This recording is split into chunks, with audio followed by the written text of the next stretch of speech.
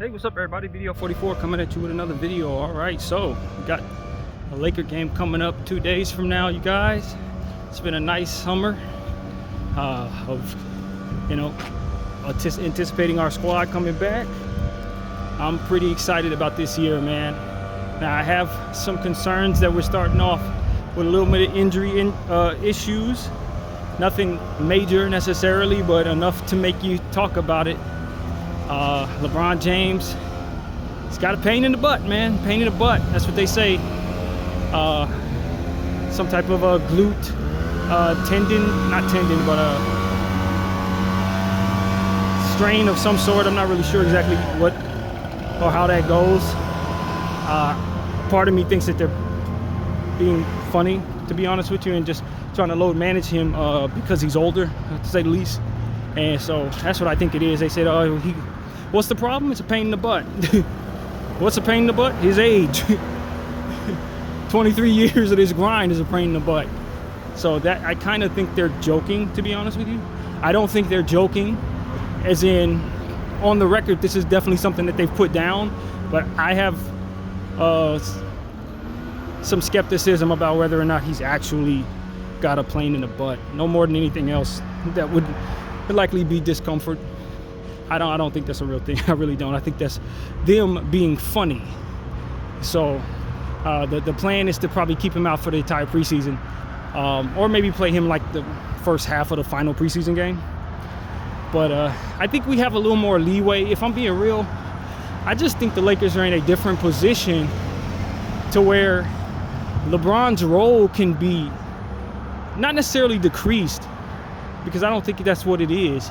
I just don't think that we're built the same way, so you don't necessarily need LeBron out there like you did when you had Anthony Davis. The team was centered around Anthony Davis, LeBron James, and Austin Reeves, right? So the style of play required LeBron to be out there to simulate certain things. I don't think that's how LeBron's piece necessarily fits on this roster, because you have other ball handlers. You can have someone pretend to be LeBron James with the style of play that we're going to be playing with, because Luka has the ball in his hands, Austin has the ball in his hands, LeBron has the ball in his hands. So you don't necessarily need him to be a great contrast to your other superstar.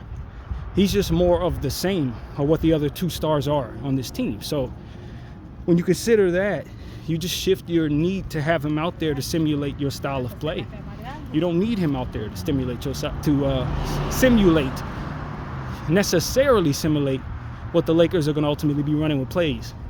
I hope I made some sense when I say that. So I think that's more so what it is. I think if we still had Anthony Davis, he probably wouldn't be sitting out for the preseason with a fake injury. If the injury's real, he would have said either way. And maybe the injury is real. I'm not saying that it's not. I just think that they being funny, man. Saying that man got a pain in the butt, that's ha-ha. That's what that feels like to me. So I'm just going by my own skepticism. Doesn't necessarily mean you should be following me. Maybe he does have a glute injury of some sort, but I don't think he does. I do not think he does. I think they're trying to tell jokes. And really it just comes down to them wanting to rest him and be extra careful with him, which means you can expect him to load manage a lot more this year. You can expect him to sit with a rolled ankle for 3 weeks this year. I'm just telling you, they're setting a tone right now. And I know those last two seasons we've had with all of these back-to-backs, I know they've been very difficult on LeBron James' body. You can't tell me it isn't. So, and difficult on the mind too, for that matter. Just for everybody who had to deal with that schedule last year. I'm telling y'all, I needed every bit of my summer this year to replenish my mental threshold for the condensed schedule that they provided us last year. I'm hoping the schedule looks a little better this year, but I stayed so far away from it that I ain't even really looked. That's what it required for me to get back in the swing of things. So I think I'm there now. I'm pretty ready to get started, but it required all of these last 3 months for me. I heard some people say, man, we miss Laker basketball. I didn't. I didn't. Nope, not even a little bit. So that's what it comes down to. It's just the schedule was a bit taxing on the mind, and I'm certain on the body. And I just think they want to kind of handle it a little differently this season. And so that's what I think this is they're starting the process of saying, hey, we're going to let LeBron sit a little more. We're going to say whatever we have to say to assure that we are able to sit him as much as we want to. Anytime it makes sense to us, we will tell you he has a pain in the butt or a pain in the back or anything like that. You know what I'm saying? A headache. We'll tell you anything to assure that we're able to rest him and make sure that his body's where it needs to be to play this, not only in the regular season but the playoffs. And I'm all for that. And I think bringing in Luka to Don allows us to shift into not really needing LeBron to simulate our style, and that is a real plus for what we got going on. So that's what I feel right there. Another injury, from what I understand, is Marcus Smart might be dealing with something. I think JJ alluded to that. I didn't hear exactly what that injury was. I just come unprepared in regards to Marcus Smart. I saw some footage of him shooting jumpers. He seemed to look all right, but he's been recovering from injuries for a couple of seasons now. So taking our time with him and easing him in may be something that Lakers opt to do. And based on what I understand, you may not see him for the first couple of preseason games either. I don't know, though. I'm not really certain. And, of course, our rookie, Adu Thero, my understanding is that he's still recovering from the knee. And listening to Laker Nation, they were essentially saying that the Lakers did not have his rights when he was initially recovering from the knee injury. And maybe our Laker staff have a different approach to how they want their kid to rehab on this knee. And so they're essentially taking their time with him to assure that he doesn't have any setbacks with this knee. And so I hear that he's not too far. I think he's been ramping up. It's not like he's not exercising in any way, but I don't know that he's going to be ready for the first preseason game. Now, it must be said that the preseason schedule starts off very strange because you got this game coming up on Friday here, and then you don't play again for like 8 days or something like that. It's the longest break in the entire season after the first preseason game, which is, I don't know. I don't understand it really at all, but I don't know if they're trying to be funny since they know we were frustrated about all these back-to-backs. They figure, hey, you want a long break, you get one right after the first preseason game, as if that's supposed to help anything. But that's what is going on there. I think it's the Suns that we play on Friday, and then we don't see anybody for at least a week. So, yeah, strange start to the season for us there. But so Adu Thero, you can expect for him to miss that game on Friday, and we'll just see where he's at next week as it pertains to the update on him. But I don't believe he's going to play too much at all this season, to be honest. I don't think he's going to get a whole lot of playing time. So that's just my take on it. We may need him if injuries strike, just like any other situation with rookies. But otherwise, I think the Lakers are probably going to let him just kind of redshirt this season. He's going to be in street clothes a lot. He's going to be in the G League a lot. And I think that, that's the way it should be for him. I think he's got a lot of developing to do. But if you develop him properly and help him heal from this knee injury properly, I think 3 years from now, he could be a starter on your team. That's the upside of him for me. So I see him as an extremely important piece to our future, and I want him to get off to a great start. Now, I have this idea in my head because I've been watching guys go down with Achilles tears a lot more frequently over the last 3 years, and all of them, to my memory, although it's a bad memory, but to my recollection is the word, rather. I think most of these guys, if not all of them, had injuries to their calf injuries that they likely were rushed back from. And I just think that when you start hearing about calf injuries going forward, we need to treat them like torn ACLs. I really believe that. I don't know what the rest of the league is doing. I don't know what the rest of the sports world is doing. But after watching so many prominent and role players go down with Achilles injuries after having calf injuries, I think it's getting to a point where we need to start taking calf injuries significantly more seriously, and reimagine exactly what is required for those calf injuries to heal. Because if you send a guy out there off a little whimsical 2-week break after a calf injury, the likelihood that he busts his Achilles after that has skyrocketed. And so I think our organization, when we find out guys have calf strains, specifically calf injuries, I think dude should miss 6 to 8 weeks. I think dude should miss 6 to 8 weeks. I really do. It's either that, he comes out, busts his Achilles, and he's out for a year. And never comes back the same. I think it is so important in the modern era with what it is that we're seeing to start really being a bit paranoid about calf strains and calf injuries, man. I just think it's time to start getting paranoid. And I don't know how many more Achilles injuries after calf strains we need to see to get to that point, but I'm there. I am there.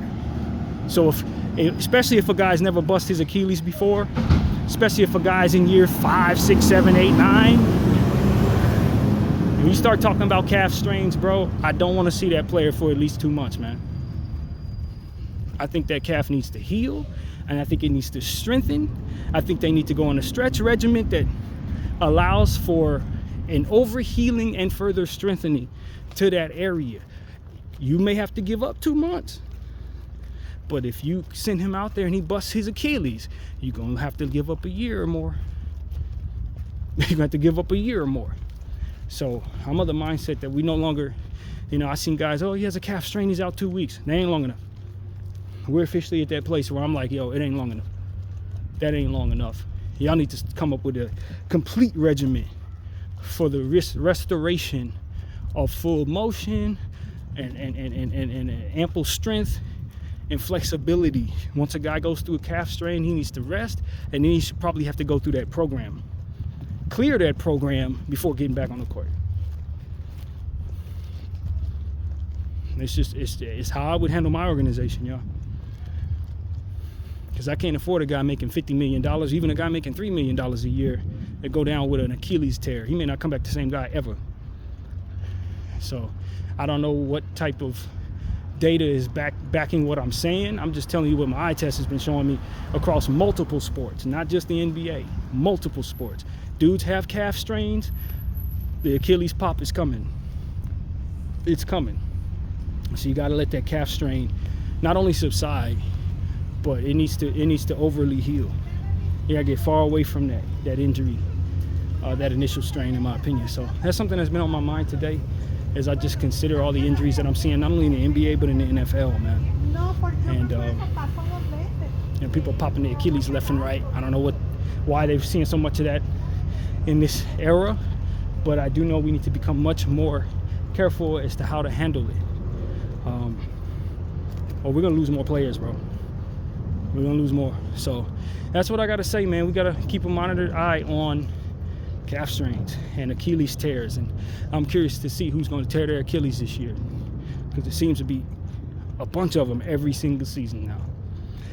So that's what's on my mind. I did pay attention to a little bit of Laker media day stuff, but not as much as I normally do. I still have more time to watch a lot of that stuff, but I just haven't really been interested in commentary surrounding my team. What have you been watching this league for, 31 years now? It's like my 31st season. I hadn't heard it all, man.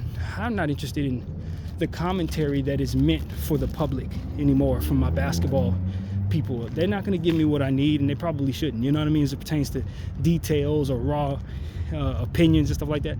They're going to give me the media stuff, and I just, after 31 years, I don't want to hear it no more. I'm a fan. I don't care to hear any of that. Just get on the court. just get on the court. I love seeing the pictures and stuff, don't get me wrong. I'm not saying it should eliminate media day. I'm just saying I'm not interested in it. I'm just not this season. Let's get the ball. That's really where I'm at. Commentary about, I can't wait to get started, and we're togetherness, and we really want to get. I don't care, man. That jargon. It's not really backed by a whole lot of reality to me. It's what people want to present to the fans, and like I said, it's necessary, it's good. I don't care anymore. It's literally where I'm at. You know what I mean? I don't want to hear from nobody. I just want to see guys running, and I'm ready to get to the X's and O's. Tell me what my team is going to do. Show me some footage so I can study it. That's where my head is. I just ain't interested in the media stuff this year. I really ain't. Maybe it's just the mood I'm in. I don't know, but let's toss the ball up. Run around, you know what I'm saying? And then let's figure out what our weaknesses and strengths are. And now I promise you, I'm going to be detail-oriented when it comes to that this season. Detail-oriented when it comes to that this season. And so that's really what I have to say, man. I think this team is going to be good. I don't have them being a champion, but maybe we're a trade away from a chip. Who knows? But at this point, we just got to focus. We got to focus on being healthy, recovering from injuries, maintaining our conditioning. I think is the most significant thing for our team. Maybe even more so than playing a certain way or a style or what have you. It's conditioning and being able to manage the rigors of the schedule once again. The repetition of 82 games will make us better as a basketball team. But we got to stay healthy enough and stay connected enough as a unit in order to actually see that progression come naturally. Because if we got guys coming in and out of the lineup, there's only but so much progression we can see from our team as a unit. So that's really what it is. And then last but not least for me, I want to see how some of the guys that I don't have the greatest mindset about fit in their roles. Because there's a mindset that I have about certain players that I just don't want necessarily on the squad anymore because they didn't really look that great last I saw them. But sometimes you don't need big names or super talented players to fill roles. You just need guys who are good at what they do, who are bringing the requisite amount of effort and focus and can execute under pressure pretty well. And so for me, I'd like to have a little more data on certain guys that allows for me to solidify my opinion on whether or not they should be a part of the unit. And that's kind of what the first half of the season is going to be about for me. Do I feel it absolutely necessary to move on from certain guys like I think I do? Or does this come together to make for a really good roster, even though guys are not overly talented? Because sometimes you bring in overly talented guys and suddenly your chemistry doesn't work. Suddenly you got too many chiefs and not enough role guys, not enough guys who are willing to buy into their roles. So if I'm looking at anything this year, is how many of these guys who are solidified, comfortable role players can actually perform in a way that makes me feel good about them. And the ones who don't, obviously I'm going to want them off the team. Now, how realistic it is we move people who are not playing well? Probably not realistic at all. But I'm just talking about forming my opinion and solidifying that opinion as it pertains to the newness of the structure of this roster. Because when we had AD, when we had Fat Luka, it's a different team. Now that you got Skinny Luka, now that you moved on from Anthony, I'd imagine that's going to shift some guys' role and the need for certain guys on this roster. And you insert certain players like, Ayton, that changes the dynamic entirely. We didn't have a solidified center last year after AD moved on. Now we got Ayton. So how necessary is it for certain other players in certain roles or what have you? So these are the things that I'm really looking for this year. These are the questions that I don't think watching media day can really answer for me, man. I'm ready for the game, the ball to get tipped up. I'm going to see what we got.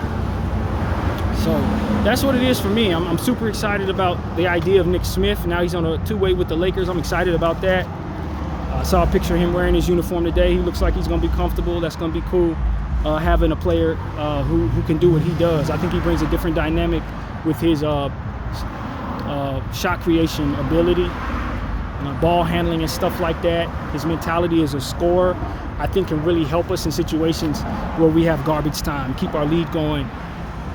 I'm going to be curious to see how his shot selection looks, curious to see how he performs on the defensive end, curious to see how unselfish of a player he is, curious to see how he fits in team defensive situations, etc.